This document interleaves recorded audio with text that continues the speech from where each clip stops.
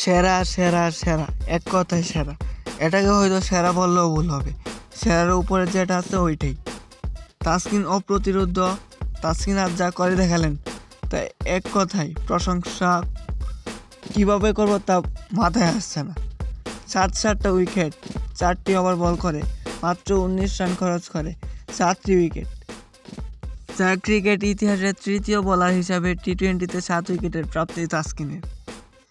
BPL ইতিহাসের সেরা bowling figure এখন তাসকিনের। বিপিএলের ইতিহাসের সেরা পেসার তাসকিন এবং দ্বিতীয় সেরা বোলার তাসকিন আহমেদ। প্রথমে আছেন সাকিব আল হাসান। 112 উইকেট নিয়ে রুবেল হোসেনকে টপকে দ্বিতীয় স্থানে চলে গেলেন তাসকিন আহমেদ। খেলাটি হয়েছিল আজ শাকিব খানের দল ঢাকা ক্যাপিটালসের বিপক্ষে। প্রথম উইকেট নিলেন তাসকিন লিটনের। তারপর এক এক করে যা দেখালেন তা এক কথায় অবিশ্বাস্য।